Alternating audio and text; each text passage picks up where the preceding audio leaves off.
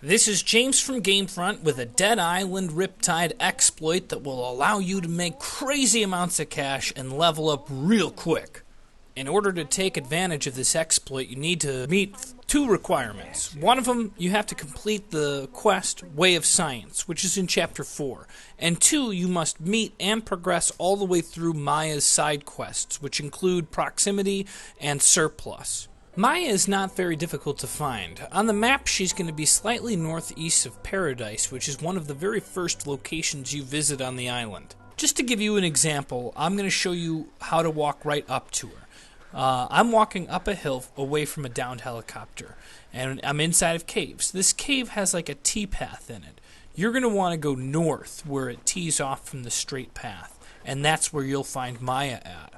The name of Miya's quest that we're going to be exploiting is called Femme Fatale. In this ongoing quest, Miya asks you to bring her all of the blades that you find on the island and tells you that she's willing to pay top dollar for them. Not only do you make a lot of money trading these blades into Miya, but you also rack up a great deal of experience points. And I'm not sure why, but as you do this quest more and more, you get more and more experience from it. It compounds. So whereas the beginning I'm getting 15,000 experience for trading in a blade, towards the end I'm getting 17,000 plus. It probably scales with what level you're at.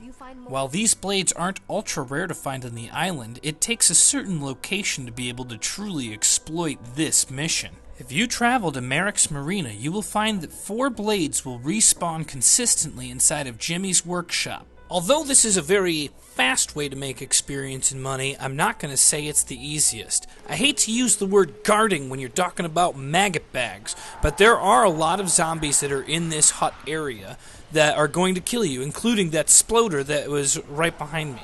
So you'll have a lot of zombies that you have to attack if you want the convenience of being able to look around this location. I suggest the first time that you come there, make sure you have a Fury ready to take them out. And be careful for the Splody Man. He will take you down. Once you've cleared the area of the majority of the zombies, you can really go around and look for the blades. There is a giant thug who, if you kill, will give you a decent amount of experience and a big chunk of cash. But let's just look at all the locations for the blades really fast. There's 4 of them located around. Most of them are in that same upper corner, and one's back by where you'd find the water pump. Alright, then once you've collected the blades, you quit out of the game. Then you reload your game. Hopefully you'll be at a location that allows fast travel so you can go straight to Marik's Marina. Because there are multiple exploding zombies, I suggest equipping some useless weapons that you don't mind losing, so that you can throw them at the exploding zombies so that they explode and hopefully take some zombies with them. Now I'm going to take you a full walk from the fast travel location you arrive at all the way to Jimmy's workshop to pick up the blades. We go around the path that's down the stairs and follow the edge of the water. I see that this is, in my eyes, the path of least resistance.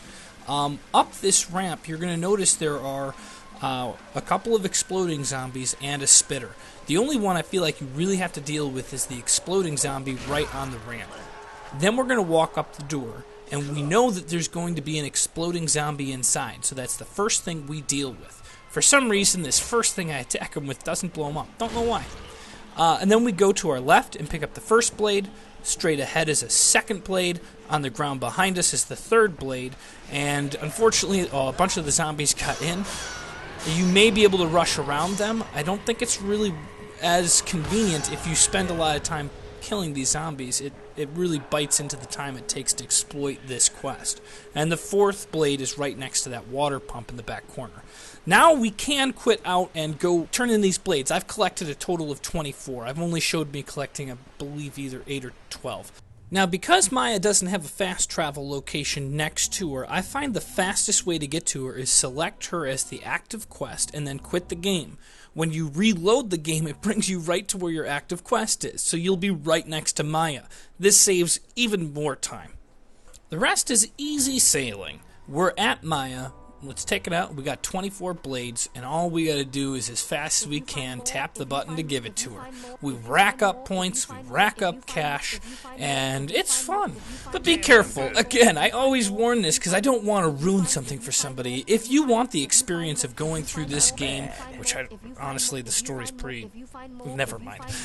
You could ruin this for yourself if you just make it too easy. But it is kind of fun to be able to find an exploit in the game. So thanks for watching, and please, don't forget to like, comment, and subscribe.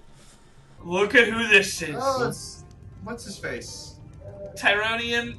How do you pronounce this? Tyranian, isn't it? Tyrion? Divine smile, Tyrion. friend. Tyrion. Lannister. Look at that. I don't even watch the show. I don't know how to Don't even pronounce it. think about it.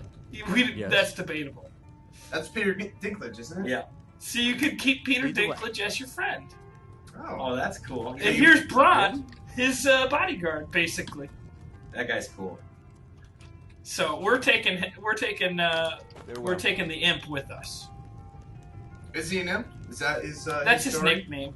That's his nickname. Well, like what is he in Game of Thrones? He's I want one to of say the dwarf, but not like dwarf isn't the species, but he's like a, birth